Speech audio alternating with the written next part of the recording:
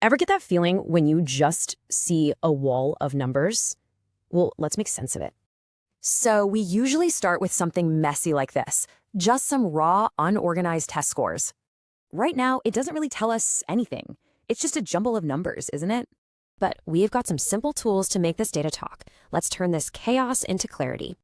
First, a quick definition. These numerical facts we're looking at, that's what we call data.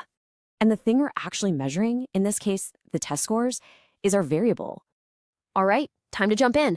First up, we're just going to put all these numbers in order. And bam, now we have what's called arrayed data. It's already a little bit clearer. But to really see the patterns, we need to know the frequency. How often does each score pop up? A frequency table makes this super easy. We use tally marks. See that classic 5-bar gate? When the data's really spread out, though, we group it. We call these class intervals. And just like that, a grouped frequency distribution. Now we're getting a bird's eye view. Okay, but how we make these groups actually matters. There are 2 ways to do it. The inclusive method leaves little gaps between the groups. Not great for drawing graphs. So for our visuals to work, we have to close those gaps. We need to make them exclusive. It's a simple fix. We just adjust the boundaries a tiny bit. Now it's a perfectly continuous scale.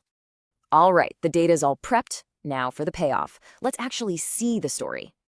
And that brings us to the histogram. Making one is super straightforward, just 3 simple steps. And there you have it. This brilliant chart shows our data's shape. The chaos is now clarity.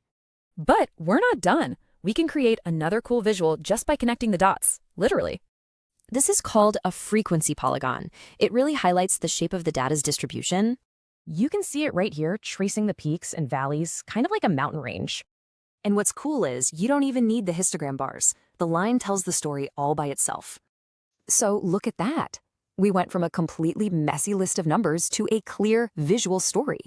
And that's the real power here, turning that noise into knowledge. Makes you wonder, right?